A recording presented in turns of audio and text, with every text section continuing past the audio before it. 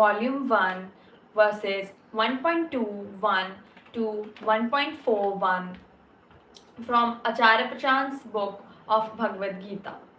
In the previous video, we have already read verses 1.20. So let's start. Arjuna said, "Place my chariot, O Achyuta, between the two armies, that I may see those who stand here prepared for war. On this eve of battle, let me know with whom I have to fight, for I desire to observe those who are assembled here for fight." Wishing to please the evil-minded Duryodhana by taking his side on this battlefield. Sanjaya said, "O Bharata, commanded thus by Gudakesha, Hirshikesha, drove that grandest of chariots to a place between the two hosts, facing Bhishma, Drona, and all the rulers of the earth, and then spoke thus: Behind, O Partha,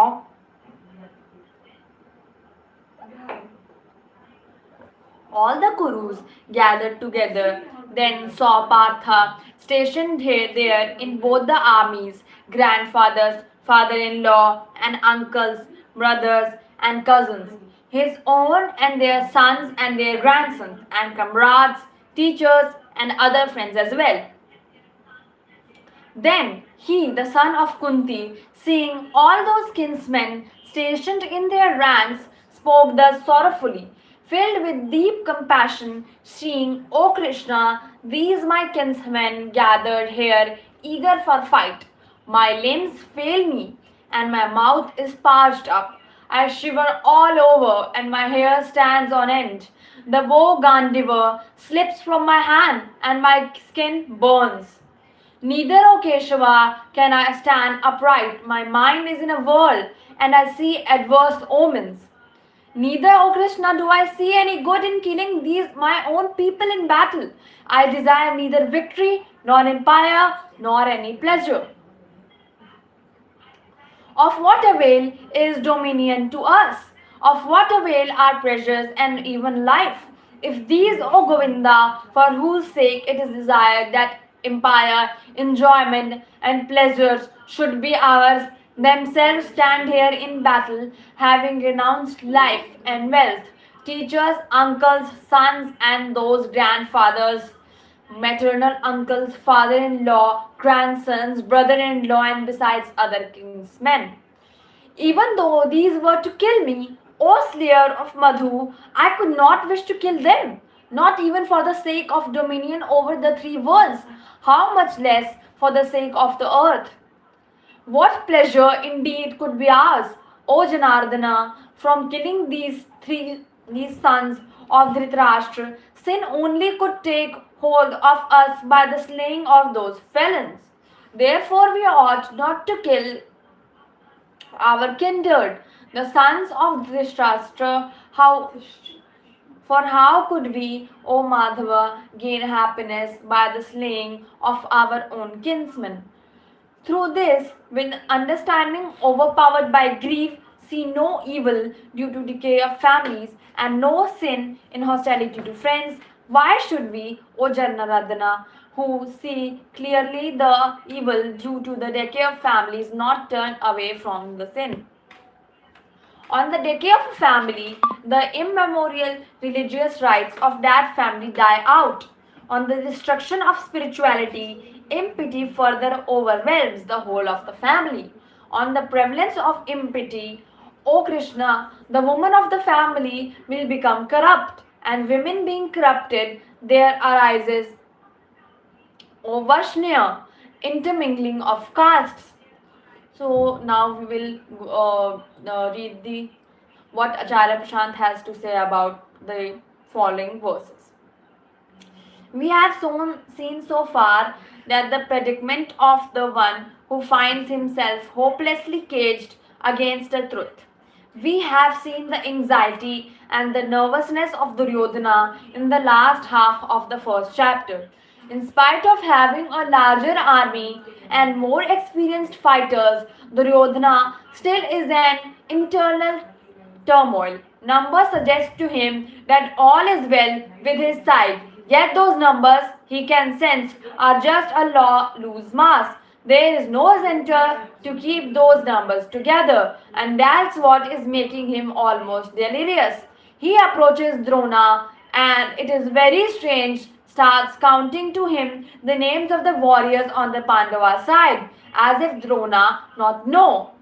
And having told Drona of the warriors and the strength on the Pandava side, he tells him the Pandavas are very well sufficient in terms of strength. Their force is Paryapt, sufficient. And my side, in spite of having fighters like you and the 100 brothers and the invisible Bhishma, we are still insufficient. It is as if in a moment of epiphany, reality has struck Duryodhana. He sees that he has lost out on the one central thing that enables you to fight any war in life. He has missed out on Krishna, even though he always had the opportunity to have him. In terms of relationship, formal relationship, Krishna and Duryodhana are almost as near as are Krishna and Arjuna, almost in terms of access to, Duryodhana was never unfortunate or deprived. But he never realized that one central thing that's important in life. Therefore, he never knew what to choose. Therefore, he was rather elated when he got Krishna's army rather than Krishna's himself. And even more so when he learned that Krishna is not going to pick up weapons during the war. He didn't realize the value of consciousness compared to the value of material. When it comes to choosing between the material that could be had from Krishna and the guidance that could be had from Krishna, he opted for the material. And that's the central mistake each of us makes. Krishna says elsewhere in the Gita, you can have either me or Maya. These are the only two options that you have. There is no third thing to have. In fact, there is not even a second thing to have, because even the Maya that you rush after is mine. And the more you will get entangled, embroiled there, the more you will be forced to remember me. After all, it's my Maya. But nevertheless, still most people opt for Maya. So did Duryodhana. And just before the war is to begin, Duryodhana seems to have realized that he has made an irreversible blunder. So we see all kinds of scattered and loose judgments from him, all denoting a realization of weakness.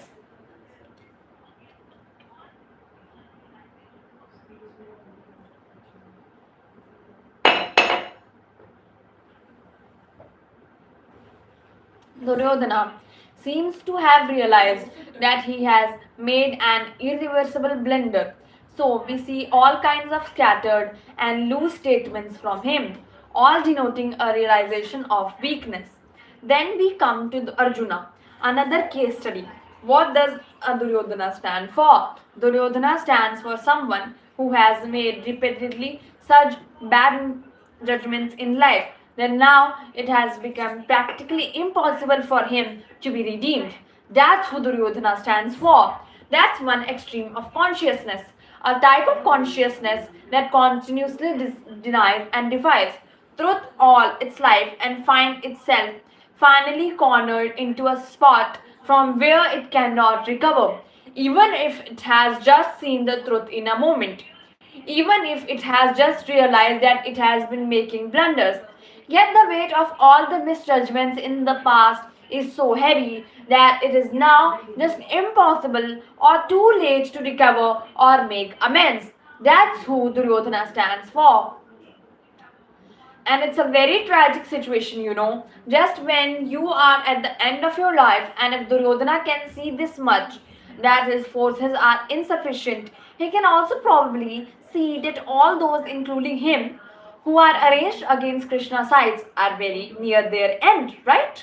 If Duryodhana can see that in spite of having an army that's almost 50% larger than the army of the Pandava, he is still insufficient and incapable. If he can say that, obviously he can see the clear conclusion as well. The conclusion is that all of you are going to be finished. How will it feel to us when we have lived through several precious decades of life to realize that it's too late. That realization will be so painful. Let's wish that we never realize at all then. Let's wish that we die in our ignorance without ever having had the realization that Duryodhana is having in the first chapter. You have invested all your time, energy, money, everything in your existence into a particular center, into a particular kind of life, and then in the evening of life, you realize that you had just wasted it all. Please experience it today before that experience comes too late. If you experience that when you are 60 or 70 or 80, won't it to be late? So let's pre-live that experience. Let's put imagination to some useful service. Imagination, how would it feel? You are 70 and then you realize that you have totally wasted life. How would it be? Very tragic, no? A chill runs down the spine, almost as you have seen a ghost, this kind of scare. And that's what Duryodhana is going through. Even before the war has begun, he has seen that he has lost not only the war but his entire life. In a sense, he has seen that he is already dead. Worse than that, he has seen that he never lived at all. That's the nature of reality. Often it shows up in a very unexpected moments of significance, moments of great pleasure and challenge have this characteristic. What you have been trying to hide to yourself just gets revealed in that moment. Because that moment is extremely significant. Because the pressure of that moment just shatters your pretense. The fact of that moment, the heaviness of that moment, your pretense gets collapsed under it. It breaks down, and then you have no option but to confront the reality as it is. And for Duryodhana, the reality is quite gory. Then we come to Arjuna. Let's see how Arjuna is feeling. And Arjuna is the other end of consciousness. Where does Arjuna stand? Duryodhana stands in an almost hopeless state, the state of near hopelessness. We cannot see perfect hopelessness. Why not perfect hopelessness? Because the war has yet not begun. Duryodhana can still choose to rush to Krishna's side and say, I can see that I have been erring. I admit my mistakes. I realize I have been operating from just the wrong center of greed, covetousness, envy. I see and I surrender. Duryodhana can say that, right? But Duryodhana won't say that. So I am saying Duryodhana is in a state of near helplessness. The option to correct yourself is always available, right? And that's the beauty about life. It involves choice. You always have the choice to begin anew, irrespective of how badly mistakes you have been in your past. Irrespective of how misplaced and blunderous your choices in the past have been, you can still choose to disown your previous self and start afresh. That's the beauty about life. That's the thing with consciousness. Consciousness is simply choice. But Duryodhana won't exercise the right choice through the options is there. We said he is a near-ended state. He is finished off, nearly. That 1% choice is still available, though he won't use it. Then you come to Arjuna, and Arjuna is close to perfection. Perfection in the form of Krishna, but nearly he is still maintaining a distance. Duryodhana is nearly finished, and Arjuna is nearly saved. Yet, even when it comes to Arjuna, a distance remains from perfection. A gap remains. Arjuna is not yet fully surrendered. Arjuna is maintaining his personal self that comes from both biology and society. And here on, we will hear arguments coming from those centers from Arjuna, from the social center and from the biological center. The biological center, we obviously talk of feelings, attachments, relationships of blood, and the center will talk of all the prevalent social customs and beliefs that Arjuna is not feeling courageous enough or clear enough to violate. So let's just listen to what Arjuna has to say.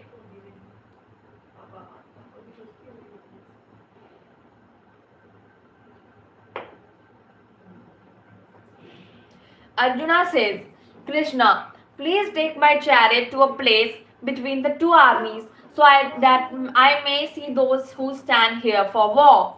Take me to a place between the two armies. I want to see who is assembled here for war. I must know the ones I am going to fight. So that reflects Arjuna's condition. On one hand, he is with Krishna. He does not say, I will go there on my own. Krishna, you stay here. So he wants to maintain his company with Krishna. He says, you remain here, but remaining with you. I also want to see the ones I am going to fight. Obviously, I have a deep relationship with you. I am not abandoning you. But I also don't want to immediately give up on the ones who have come here to fight. I want to have a look at them as well. So Arjuna is with Krishna, but not perfectly with Krishna. He still has other interests, and those other interests show up in the very first utterance of Arjuna in the Bhagavad Gita. He says, take me to a place between the two armies. I want to see what is going on. But then, is that really something to Arjuna's discredit? Not really, because the others are all welded to their positions. Nobody else is saying, I want to observe both the armies. Arjuna alone says that, I want to observe both the armies. The others are all welded up. Arjuna is the only one who is with Krishna but also says, I want to see the other world. My eyes are still on the world. My eyes are not perfectly with Krishna. That's Arjuna's situation. Krishna is with Arjuna, and yet Arjuna's mind is feeling pulled towards his worldly affiliations. What do we credit him for? We credit him for being the with Krishna and not abandoning Krishna. And in this, we get a clue as to how to operate when the world starts meaning too much to you. Go wherever you want to because that has become your situation. You find yourself unable to resist the pull of the world, just as Arjuna is saying. Please take me near to the opposing army. Please take me to the center so that I can watch both the armies. You are too feeling a very strong pull to go into the near world. Fine, go. But the trick is to take Krishna along. Arjuna would have totally lost it. The Gita would have never happened had Arjuna said, Krishna, would you mind waiting here for a while? I have some sightseeing to do. After all, they are my relatives. I want to have a quick word with them before I kill them down. You please wait here. Arjuna might have as well said that, right? Even if you find that you have to proceed towards something quite ignoble, take Krishna with yourself wherever you are going, and you will find a Gita coming your way to save you. Because if you are already in a great position, you do not need the Gita. Gita is needed when you are in trouble.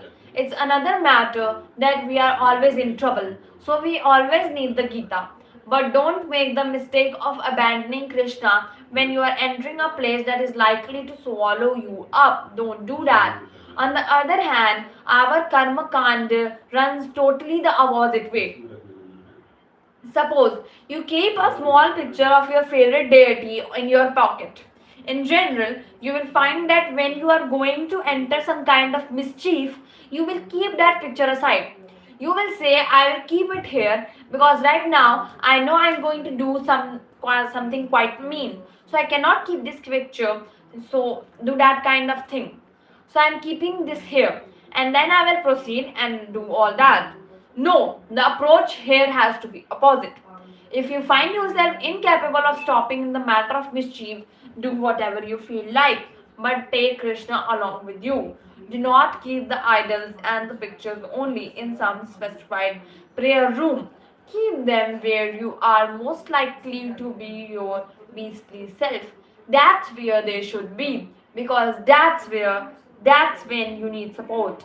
That's when you need a Krishna to remind you of the truth. Instead, we confine godliness to some god-forsaken sacred pot, so that godliness does not come to trouble or obstruct what we are pursuing in our daily lives. Do we do that or not? So fine. Arjuna says, I want to look at both the armies.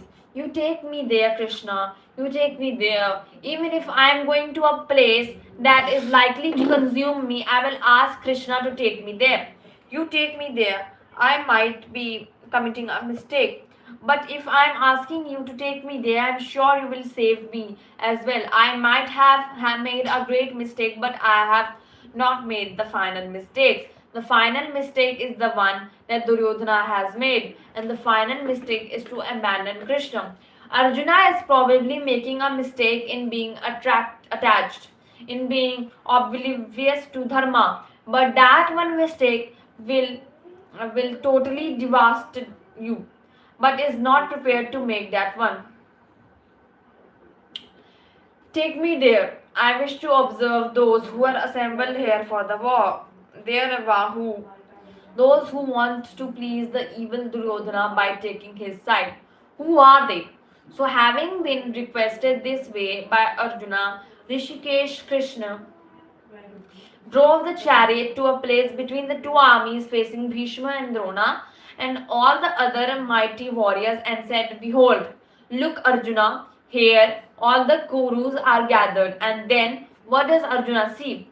Partha sees there stationed the armies, the two armies, the grandfathers, the father in law, uncles, brothers, cousins, his own sons, the sons of the Kuru, also the grandsons, the various friends, teachers, and other associates. All sees is relationships, past, affiliations, associations, and attachments. They are already there in a subtle form within him before he sees that he wants to be driven to the center. Else, why would he first of all want to come to the center? Arjuna is no novice. He has fought so many wars, and it's uncharacteristic of a fighter to say that he wants to go to the center just when the fight is to begin. Arjuna has never done that before. If Arjuna is found doing that, here, the reason is obvious. The attachment is already there in him even before the war began, even before he sees them physically, even before he looks at their forms and is reminded of the memories, even before the visible nostalgia captures him, even before the subtle attachment is still there. And it is that subtle thing that has first of all forced him to come to the center. Then Arjuna, the son of Kunti, looking at all the kinsmen, spoke in full sorrow. Krishna, seeing that my relatives gathered here, eager to fight, my body is failing me. My limbs are shivering, and my mouth gets parched. My limbs are failing me, my mouth is parched, my body is shivering, and my hair stands on end. Even this Gandiva I am so proud of, that never fails me, seems to be slipping from my hand. Further, my skin is burning. The symptoms that Arjuna narrates here are all physical. Gross. What is this actually shivering and burning? The mind.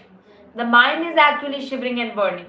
One reason we can immediately see the reason is physical, the reason of blood and the body.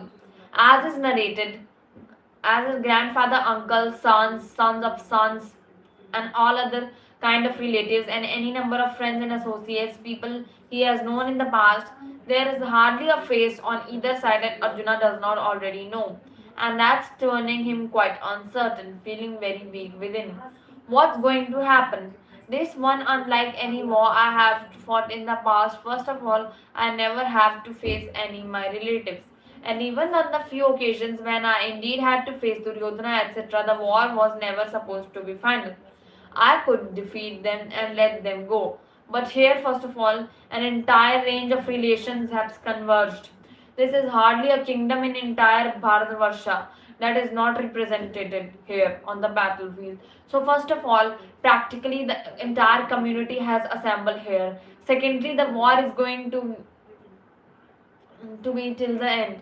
We are not going to take any prisoners here. People are going to be fatally defeated. The defeat is going to be final, mortal, not just mental. Nobody is going to be defeated and get out of here alive. To be defeated is to be killed. So the army description continues. Keshwa, I cannot even stand upright. The mind is quivering so much. I feel I will fall. My mind is in whirl and I see adverse omens. Just as you were talking of negative energy and negative vibrations, Arjuna says, I am seeing other negative omens. Are the negative omens outside of the Arjuna? It's all in his mind. Then, when it is in your mind, that you start seeing it all over the place. This description of Arjuna's condition, does it sound totally alien, totally inexperienced, or how you have been through this? Not always, not daily, but don't we know what it meant to be in such a situation? It's a condition of tear. One is being pulled apart by opposing forces, so one is torn. And when you are in that condition, you find yourself energyless, indecisive, as you will be no more. You just want to avoid that situation. Usually, then, when there is a situation of such deep tension, we escape away or we want to fall asleep, right? When inner stress is so much, we want to somehow escape the and we will come to Arjuna's pleas for escape very soon. Neither can I stand up nor do I want to fight. Also, I see bad omens. I do not see any kind of good in killing those my own people in the battle. I do not desire anything. I do not want victory or empire or pleasure. I don't want any of these.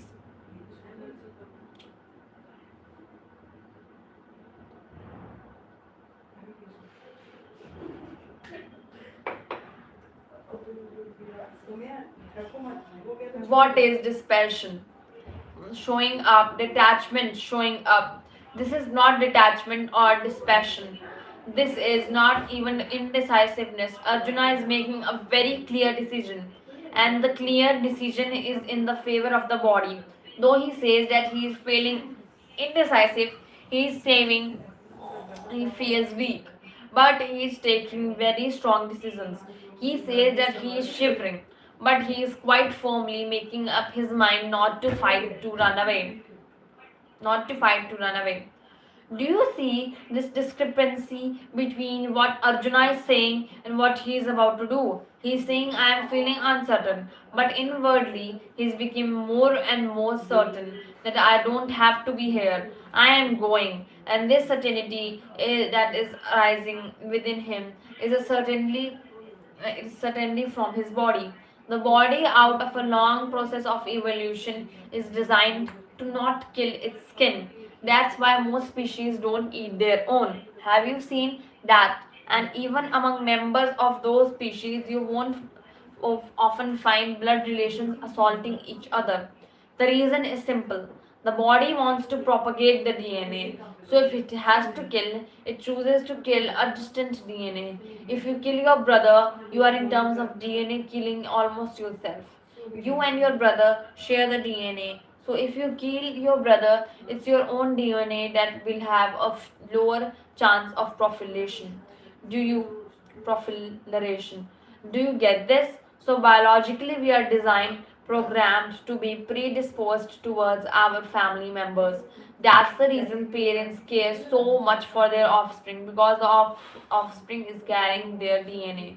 That's the reason when someone who does not want to produce a kid tells of her decision to her parents, then say, but you know, your baby is after all your own. If you will adopt a baby, it won't be the same thing. And if your question is the parents, why is an adopted baby not the same as my own baby, they will not know the answer. They will not know the answer because they have not studied evolutionary biology. The answer is simple: your baby does not carry your DNA, and the entire thing about reproduction is the furtherance of your own DNA. That's what the animal inside us wants. My DNA should be continue. So now you know why you propose adoption as a substitute to reproduction. People don't find that very appealing, and they will not know anyway or not know why. You will ask them for some logic, some argument, they will not know. You say you adopt a little baby. Is it not having same as having your own? They will not know. They will not know because the animal inside lives in darkness out itself. It lives in a very cave, in a dark cave. where it cannot see even its own face, so it does not know itself.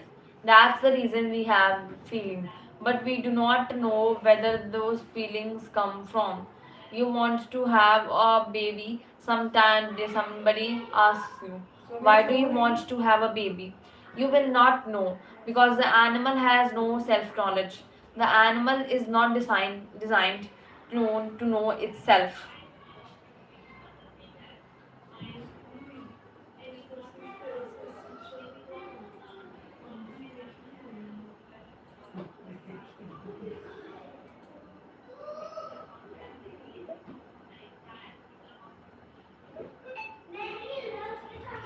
The animal is not designed to know itself. But we do not know where those feelings come from. You want to have a baby, somebody asks you, why do you want to have a baby? You will not know because the animal has no self knowledge. The animal is not designed to know itself. The animal can act but never know why it is acting. The animal can feel but it will never know why it feels this way. Same thing is happening here.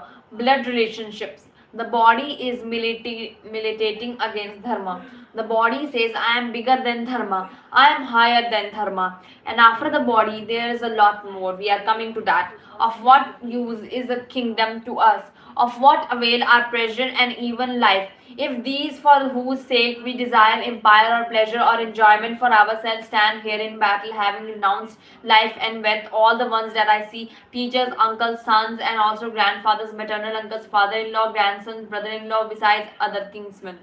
Of what use in kingdom or pleasures or wealth it is if it comes at the cost of those for whom we desire these things. So the argument is, when you want happiness for those who are your relatives and your kinsmen. So what use is happiness if it is going to come by slaughtering your kinsmen? This again is a body centric argument.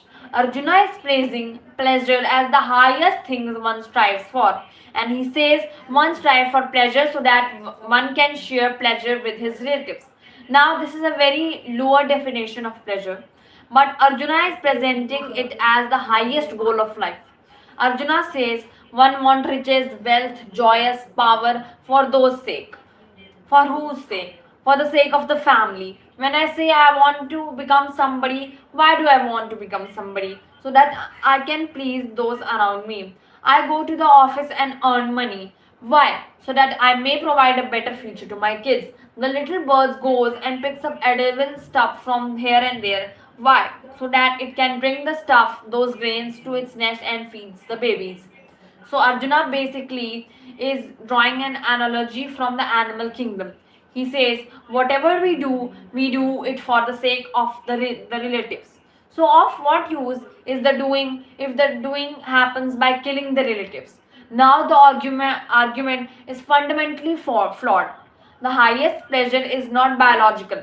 Joy is not about bringing happiness to your relatives. Joy is about bringing liberation to yourself.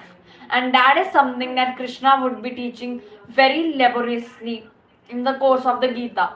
But right now, Arjuna is presenting his own personal philosophy, and it is good that he is exposing himself clearly to Krishna that will enable him, Krishna, to come with a suitable response. You will get the argument that Arjuna is presenting. Arjuna is saying, when I want pleasure so that I can share it with my relatives, friends, etc. So, of what use will be the pleasure after killing the same men? So I don't want that. It is such a convincing argument, you see, and any lesser mind than Krishna would have found it difficult to counter this argument. When I earn good things in my life, I want to share them with my family and relatives. I do it for their sake. So when we use any in the way in life, if it becomes at the cost of my family and their relatives, Krishna obviously has heard it all so many times and he knows that how it happens. He also knows how to end it. So he will then come with his ideas. Even though these were to kill me, O Madhu Sudna, I do not want to kill them. not for the sake of the kingdom, not for the sake of sovereignty over several worlds, all worlds possible. Here he says three worlds. And how can it be for the sake of just this earth? Even if the kingdom of all the three lokas, all the universes possible, were to be given to me, I would still not kill these people. Of what value is the kingship of the earth alone? I am not going to fight them. There is no way. Arjuna is representing here the common body identified individual, and it is because Arjuna is so relatable that the Bhagavad Gita is so precious. How many of you today or at the some point of time in life have found that it is your body and your blood? By blood, I mean your blood relations that stands between you and your endeavor for the truth. How many of you have found it as at some point or the other?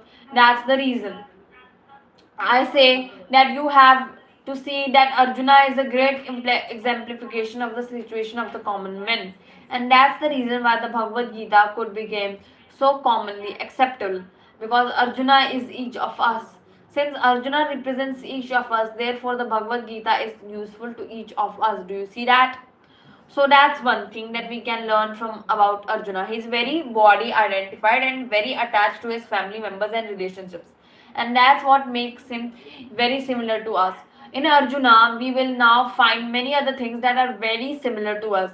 He has already spoken of how he share our bodily concerns with him, and now we will come to the conditioning of this mind and see how several of the prejudices of this age, this time that we live in, are present in Arjun as well. So that Arjun, in some sense, our very identical kind of twin, bodily we are the same at the level of Arjuna. And soon we are going to see that even mentally we are at the same level as Arjuna. In the sense that Arjuna carries many of the same thoughts and beliefs and conditioning what we all do. It's as if we are looking in the mirror, finding Arjuna equal to us in body and equal to us in mind. So the body centric argument continues still. What pleasure indeed could be ours, O Janardana Krishna, from killing these sons of Dhritarashtra? We will not only earn sin if we slay them. In the language of the flesh, it is sin to kill your own blood. And in the language of consciousness, what is sin? It is sin to identify yourself with the flesh. And it is a sin to look at the others as flesh, not as a consciousness. Arjuna is speaking the language of flesh, and the and in that language your own flesh is the biggest value possible. When you are centered in the flesh, the highest value you are will obviously be to the flesh. Arjuna is speaking that language. But when you are centered in consciousness, then it is not first flesh you value but consciousness. Then you will say it's a great sin to let Duryodhana win. Why? Because he will totally corrupt the consciousness of the entire world. If somebody like Duryodhana ascends to the throne, it's not the smaller number of people who will be corrupted. He will be corrupt the mind of the entire country. Therefore, it is a sin not to fight. It will be a great sin to give Duryodhana a walkover. Do you see how your language changes when your center changes? When you speak at the level of the body, then all arguments fly one way. And when you speak as the consciousness, then you find that old arguments will appear as so childish and unvalid. So Arjuna, as if has already made a point, as if he has already proven something, says in a matter of conclusion, it's a one-sided argument that from his own place he feels that he has made a point that the issue is done and dusted. The matter is sealed closed. Therefore it stands decided. Krishna, what mean that we must not kill these people who stand here. See, I have given you brilliant arguments, and hence I think we can agree that war is futile. We can say that the needlessness of this war is a matter of principle.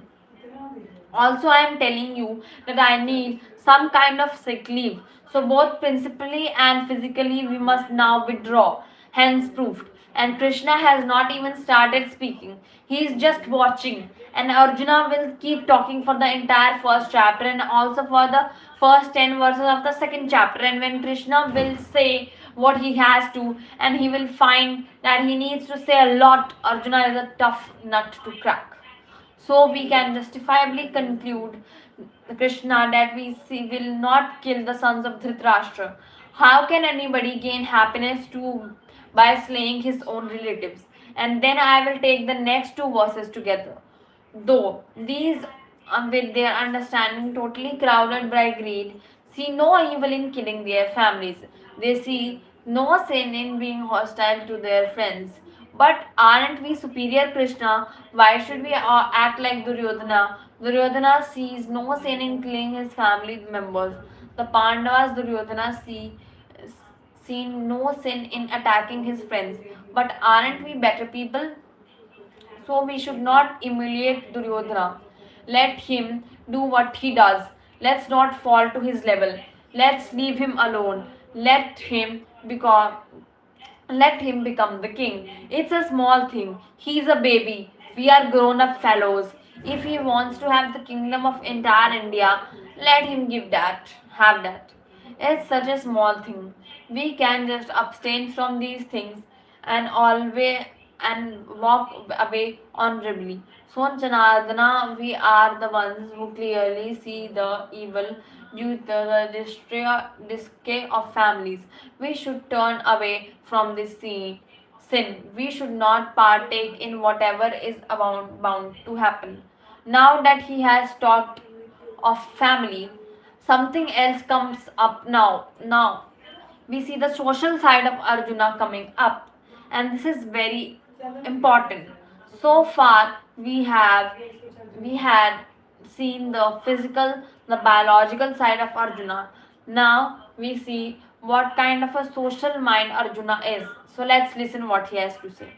He says, if all these people who are males, if they are killed, then the family decays. And if the family decays, then all the religious rights of the family, they will too die out. And if that happens, dharma is no more because there is nobody conducting the religious rights. And when dharma is no more, then dharma will overpower the entire family. So you get an idea of the social and religious orientation of Arjuna here. And that's not merely Arjuna's that represents the prevailing social and religious dilemmas of that time. Not only that time, it is quite interesting how Arjuna is saying is applicable squarely to our times as well. Because Arjuna's religious beliefs are greatly the beliefs of our age, our time. What is Arjuna saying? Arjuna is saying that dharma equals ceremony. If the family is decayed, then nobody will be able to conduct the last ceremonies. And if the ceremonies are not there, then dharma is not there. So dharma equals to ceremonies. Is that also the view that the biggest part of population holds today as well? That dharma means ceremonies. Do this, and you are dharmic. On that particular day, do not cross that line. Close that room, paint the wall, wear some mark on your forehead in a particular month. Go and visit the particular shrines, and if you do these things, do if you and if you do these prescripted things, then you are religious, right? So dharma is about doing certain prescribed things. It's a particular set of pre-appointed actions that constitute dharma. That's the notion of Arjuna is coming from. And is that also a prevalent notion today? Please tell me, is that also not the prevalent notion today? It is. So we are Arjunas. We are Arjuna, both physically and mentally and socially. Look at the argument. So many people will die. Who will perform the rites and the ceremonies? And if there was no ceremony, Adharma will loom large over the entire country. And so, Krishna, you see, you are such a dharmic person. You should not be telling me to fight. Because if I fight, there will remain the victory of Adharma. Do you see how the ego acts? It acts as the teacher of the teacher. Here, Arjuna does not even know that he is trying to teach Krishna. Arjuna is telling Krishna, if you are telling me to fight, then you are telling me to promote adharma. And if you tell Arjuna in his face that you are trying to usurp Krishna's position, you are actually trying to become a teacher of Krishna. Arjuna will say, I cannot even think of that. I respect Krishna so much, wherever I will never ever try to become the teacher of Krishna. But that's what exactly he is doing. That's exactly what we do. The ego takes itself to be the truth, right? Nobody considers himself as a mere fallacy, a shadow, and a partition. Do we do that? We take ourselves as real, don't we? So the ego thinks of itself as the truth. And if the ego is the truth, why will the earth truth accept any teacher? The ego really cannot accept any teacher. In some sense, the teacher has to fool the ego to get himself to be heard. The central beliefs of the ego is I am the truth. Though various meanings and tricks and methods the teachers needs to display to the ego that it is not the truth otherwise. The ego has a deep and unquestionable belief. I am the truth. Though it will pretend to be humble and on the surface, right? You ask the ego, you think you are the truth, right? And there can be no two truths. Therefore, Krishna no, is not the truth. You are the truth, standing in front of Krishna, and you cannot have two truths. Therefore, Krishna is not the truth. And then the ego will say, God forbid, I am such a humble ego. How can I pretend to be bigger than Krishna? No, I am not saying Krishna is not the truth. But, sir, that exactly reflecting in your thoughts and words and deeds. Look at what you are saying and doing. It is very clear that you are taking yourself to be the truth. So Arjuna is presenting his case this way to Krishna. What do you think of Arjuna? A character coming from the 10th of or 15th century BC? Or is he someone sitting in the middle of us? Is there anything that Arjuna has said that has become outdated? Any argument that Arjuna is making is very typical, very relevant, right? If you are not told that the text is in Sanskrit and that the test setting is in an ancient battlefield, you will immediately say, "Oh, this is happening right in the middle of us." That's the reason of Gita is so important. That's where its sacredness comes from. That also gives us a definition of sacredness. The sacred is not necessarily that which has been told of us as sacred.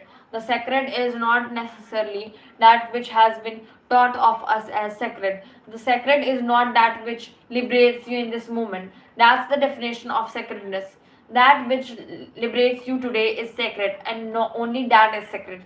If an ancient text is sacred, then it must liberate you even today, and that's what Gita does. Therefore, Gita passes the test of sacredness. Not all the books that you call as Shastra pass the test of sacredness. They do nothing to liberate you today. They should not even be called as Shastra. Only a very small number of books today deserve to be called as scriptures, and those scriptures must be respected unconditionally.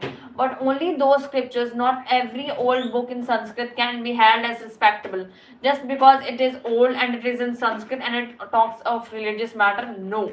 Now look at Arjuna's mental disposition. And when adharma rules prevails, when empathy rules, the women of the family became corrupt. Krishna. Male attitude towards females. Is that a thing in the Mahabharata era? Or do you find that today as well? The woman will become corrupt. And what is meant by women becoming corrupt? You know, they will they will start having reproducing here and there. So corruption is to be measured on the yardstick of reproduction. Arjuna does not say women become corrupt when they do not know the truth, or women become corrupt when they cannot see through Maya, or women became corrupt when they became greedy and envious.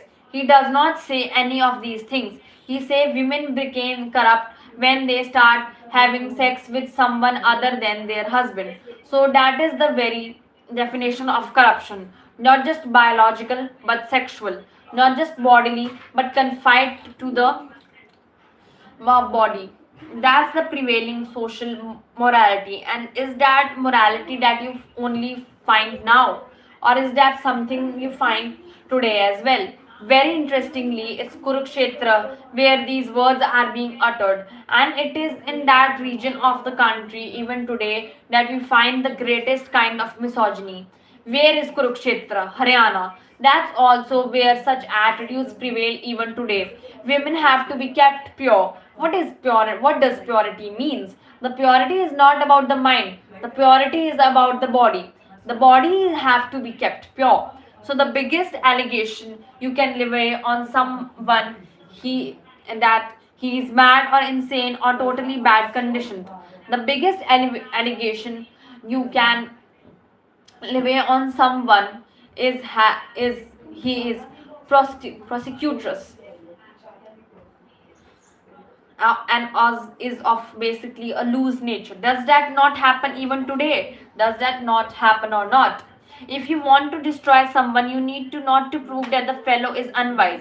If you prove someone to be unwise, people say fine, unwise is okay. But if you can prove that the fellow has been sleeping somewhere, then you have destroyed him. And if the fellow happens to be a woman, then you have completely destroyed her by proving that. Times have changed, minds have not changed, and that's the reason Gita is so useful, because Gita represents the contemporary mind. Look at the impunity, the unabashedness with which Arjuna is uttering these words to Krishna. To someone no lesser than Krishna looks at Arjuna's conviction. He's saying that women will be corrupted. To Krishna, he's saying this. Think of how strong the social conditioning he has. He is uttering these words as if these are the truth, as if Krishna cannot object to those words. Now you know who Krishna is. Krishna is the destroyer of prevalent social conditioning. Arjuna represents himself as the one who has a certain attitude towards women, and Krishna comes as the one who destroys all kind of feeble attitudes towards women. Are you getting this? What is the function of Krishna in today's world? To liberate it of all kinds of nonsensical attitudes that we have towards women. Krishna was doing that then. The Krishna will have to do that today as well. The men folk, all the men were having very poor attitudes towards women back in those times. They continue to do so. These words are so contemporary, right? Even today you can hear these things almost everywhere. The woman of the family will become corrupt, and then see how the argument proceeds. And once the women are corrupted, there is intermingling of castes. So one kind of attitude towards women very quickly followed by an attitude towards castes, and these two things go really intermeshed. Purity of women and purity of caste. There can be no caste system without keeping the women pure. If there is intermarriage, therefore, among the caste system is gone. To survive the caste system, you have to keep the women pure, especially if the women of the so-called higher castes. The caste system, or the Varna Vyavastha, as it was prevalent then, and more or less it's prevalent in the same way today as well, kind of sanctions the men from higher castes for marriage with women from so-called lower caste. But what is absolutely forbidden is women from higher caste mingling with men from lower caste. No, no, that's a nightmare that the highest caste men cannot allow. Our woman has gone to Sudra, untouchable. What hell? And that's also what Arjuna problem is. He's saying all the Kshatriyas will be gone. So our woman, our property will then be going to all the ordinary people. And then kids will be born. And those kids will be no good. They will be called Varna Shankaras of mixed castes. Now, this is the problem that Krishna is facing. Chapter 1 of the Bhagavad Gita enunciates the problem statement. The rest of the chapters solve the problem. We keep quoting from all the chapters of the Gita without knowing why these solutions were offered in the first place. 17 chapters of the solution and 1 chapter of the problem. Do we first of all understand what the problem is? The problem is that Arjuna is first of all fully body centered, and the second, he is very regressive kind, he has very regressive kind of social attitudes, and the attitudes that he has shown up towards two categories of population, a woman and lower caste. So, who is Krishna then? Define Krishna. Someone who comes to liberate women and someone who comes to help the so called lower castes in our society. Someone who will not neither take misogyny or casteism. That is who Krishna is, and that is what true spirituality is about. Instead, we find misogyny and casteism prevailing in the name of religion. Look at the inversion, the complete inversion. Today, if you have a bad attitude towards women and you have gross casteism, all this is in the name of religion. But here we have true religion in which Krishna is saying all this is nonsense. Arjuna, what are these attitudes you have towards women? Come on, grow up. So, true spirituality completely destroys misogyny. True spirituality does not admit casteism, and that's the reason why religious people will be bloodthirsty against spiritual people, and that's the reason why when the true spirit of the Gita will be revealed, the revealer will have to face a lot of attacks. Do you understand what the Gita is about? Arjuna has a certain problem and Krishna is solving that problem. That problem is at two levels, biological and social. I put it in this way, the problem is at two levels: vritti, tendency and pattern, and Sanskriti, culture. The vritti is flawed because the vritti is sarika, bodily, and the Sanskriti is a big problem. Unfortunately, that same Sanskriti continues today as well. We are to glorify that Sanskriti. Are we not? More and more we are hearing of culture, culture, culture, as if culture is religion, as if culture is spirituality. It is not. Krishna here is a destroyer of Sanskriti. Krishna is destroying not just vritti but also the prevailing Sanskriti of those times. Do you see this? Never again must you allow someone to talk Sanskriti to you. Arjuna is trying to talk Sanskriti to Krishna, and Krishna is totally refusing. Never again say that the Gita comes from Sanskriti. No, the Gita has nothing to do with Sanskriti. In fact, Sanskriti is totally opposite of Gita. Who is representing Sanskriti here? Arjuna or Krishna? Arjuna is representing the Sanskriti here. And Krishna is telling him, your Sanskriti is of no value, keep it aside. Do you see that? Is it too difficult to swallow? I am not adding anything of my own. These are just the verses. The diatribe continues, and the mixing of caste indeed puts the family to hell. So that's how a social mind thinks. The definition of hell, according to a social mind, when you mix with someone from another caste, then you get hell. And when you do go to the spirituality, I never get tired of quoting this one. What do the Upanishads name as hell? Arjuna is saying mixing with a person of another caste is hell. And you go to the Niralamba Upanishad. What does that one say about hell? That says mixing with a person of poor consciousness is hell. That's the difference between Sanskriti and spirituality. That's the distance between the culture and true spirituality. Arjuna represents culture here. Arjuna is saying mixing with some other from lower caste is hell, especially when a man mixes with a woman. That is hell. And when you go to the sage Niralamba Upanishad, he says mixing with a person of poor consciousness, that is hell. Great, great, great difference. Do you understand that? The person might belong to your caste. You might have had a well arranged marriage with all the ceremonies, as most of us do. But with the person is of poor consciousness, as are most people, and that is exactly what is called hell. It is not the other caste that is hell. It is the level of consciousness that decides hell or heaven. Equally, the Upanishad says heaven is the company of people with great consciousness. The alone is heaven. That alone is heaven. Caste, etc., or creed, they do not matter. Do you know this? Do you get this? Then another level of social conditioning we have seen towards women, attitude towards caste, and now the third thing is coming up. And you will be astounded how this third thing again is a replica of our times. So when these castes mix, when the family goes to hell, the family is destroyed. All the souls and the spirits of the ancestors, they fall because they are deprived of the offering of rice bowl and water.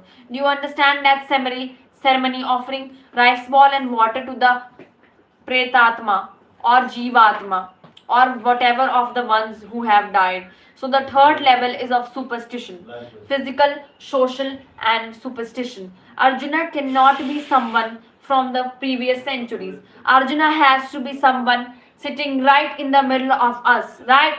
Maybe he is sitting right in the middle of our mind, possible. Casteist, misogynist, and now superstitious as well. Who is Krishna? Someone who fights superstitions. The argument is in favor of superstition are coming from the culturally conditioned Arjuna, and Krishna is now someone who will fight all these arguments. See, what nonsense is this? Ancestors are flying and the ancestors are hungry and the ancestors are thirsty. So every few months you offer them rice and bowl, and then they eat the rice and bowl and drink the water, and the ancestors are then quenched. What nonsense is this, Arjuna? What's going on? But Arjuna is coming up with these arguments and he's taking these as very solid, very indisputable, and great arguments. What will happen to the souls of the ancestors if our great high caste women go and procreate with the low caste men? And our ancestors too, mind you, are very low, are very caste conscious. They will not accept the rice and water from the wrong kinds of kids. The progeny has to be perfect. All the flying souls are very choosy. They will have to remain hungry and thirsty rather than accept rice and water from the progeny of a lower caste father. That is the argument that Arjuna is making, and that is the problem of Krishna. Did we know that this is the problem that Krishna is solving? No, we used to think that Krishna is talking of some great principles, Nikshkam, Karam, desireless action, this, that. All that has to be talked of to solve just the little problem. All those 17 chapters exist just to solve this problem. This is Arjuna's problem. Attachment, women, caste, superstition, that is the problem. I am asking you the at the end time, is that an ancient or outdated problem? It is very much a problem of the current time, is it not? That's why those who know realize that in the document lies the solution to a lot of problems of today, probably to the all the fundamental problems of today. To stop it, because I am speaking more and more on the Gita now. Initially it was only in Hindi.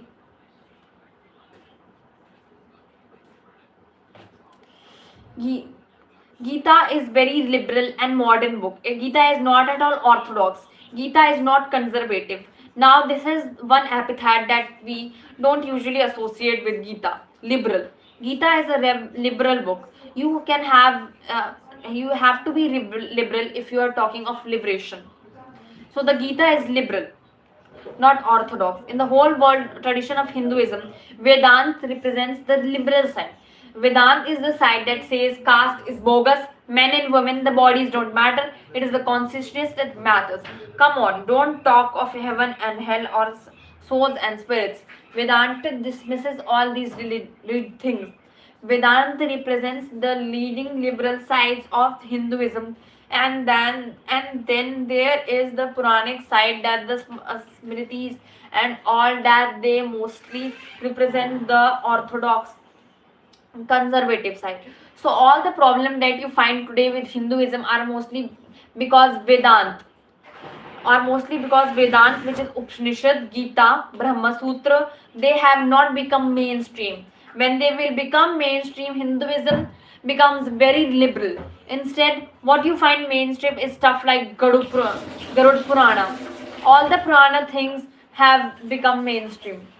And Garud Purana and books like these are continuously saying exactly what Arjuna is saying here. They are talking of spirits, how the spirits move, and what you have to give to the spirits to please them. That's exactly what Arjuna is saying here.